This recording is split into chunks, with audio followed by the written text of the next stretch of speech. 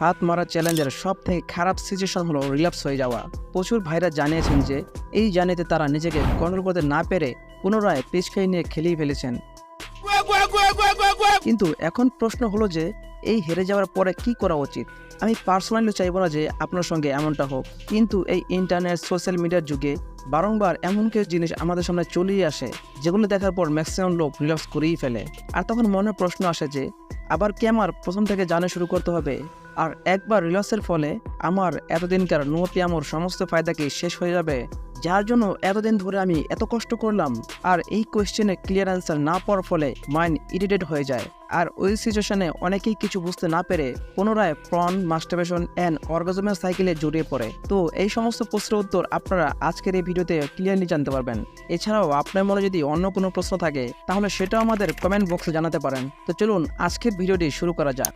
এখন হয়তো অনেকেই বলবেন যে রিল্যাপস জিনিসটা আসলে কি। তো যারা রিল্যাপসের মিনিং জানেন না তাদেরকে খুব শর্টে বোঝাতে গেলে রিল্যাপস আমার মতে দুই ধরনের হয়। Number 1 soft relapse, number 2 hard relapse. Soft relapse বলতে বোঝায় ধরুন আপনি কোনো হট মুভি, ওয়েব সিরিজ বা টিভি শো দেখছেন, আর তখন এমন কোনো সিন আপনার সামনে চলে আসে যখন আপনার সিমেন্স অটোমেটিকলি রিলিজ হয়ে আপনার প্যান্ট ভিজিয়ে দেয়। তো এটা কি সফট রিল্যাপস বলে। আর হার্ড রিল্যাপস মানে ধরুন আপনি অনেকদিন ধরেই নিজেকে কন্ট্রোল করে রেখেছেন অ্যান্ড এখন আর নিজেকে কন্ট্রোল করতে না পেরে নিজের ইচ্ছায় পর্নহাবে গিয়ে আপনার পছন্দের ভিডিওটি ওপেন করে খুব সুন্দরভাবে হাতের কাজ করলেন। এটাকেই বলা হয় হার্ড রিল্যাপস। তো এই দুই ধরনের রিল্যাপসের ফলেই আপনার চ্যালেঞ্জটি ব্রেক হয়ে যাবে।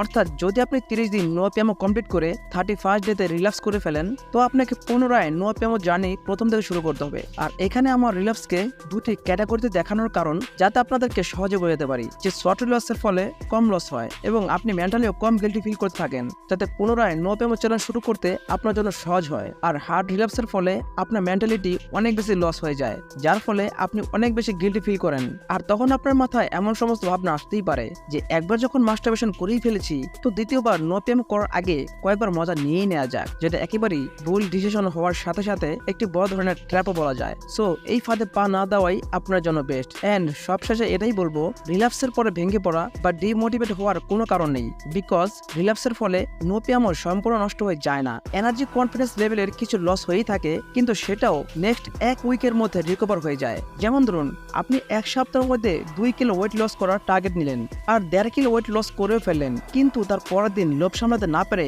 আপনি কোনো ফাস্ট ফুড খেয়ে ফেললেন। তো একবার খাওয়ার ফলে আপনার ডায়েটের ডিসিপ্লিন তো নষ্ট হলো, কিন্তু যে 1.5 কিলো ওয়েট আপনি লস করেছিলেন সেটা এখনো আপনার সঙ্গেই আছে।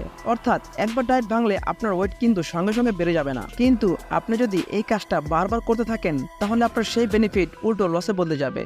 অর্থাৎ আপনি নিজের ওয়েট আরো বাড়িয়ে ফেলবেন। আর এই সেম জিনিসটা নো পিয়ামোর সাথেও হয়ে থাকে। যদি একবার এক্সচেঞ্জ সিচুয়েশনে রিল্যাপস হয়েও যায়, তখন এটা মোটেও ভাববেন না যে একবার যখন হয়েই গেছে তখন আবার জার্নি শুরু করার আগে কয়েকবার মজা নিয়েই ফেলি। এমনটা করলে আপনার আগে অ্যাচিভ করা সমস্ত বেনিফিট হারিয়ে ফেলবেন। তাই বেস্ট তো এটাই হবে যে রিল্যাপসের পর আপনি ঠান্ডা পানিতে গোসল করে 10 মিনিট মেডিটেশন করুন।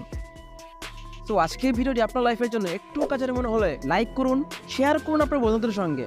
আর এমনই সমস্ত ইন্সপায়ারিং ভিডিও সবার প্রথমে পাওয়ার জন্য এখনই আমাদের চ্যানেলটিকে সাবস্ক্রাইব করে পাশে বেল বাটনটি অন করে রাখুন। সম্পূর্ণ ভিডিওটি দেখার জন্য আপনাকে অসংখ্য ধন্যবাদ। আপনার সময় অনেক অনেক অনেক ভালো কাটুক।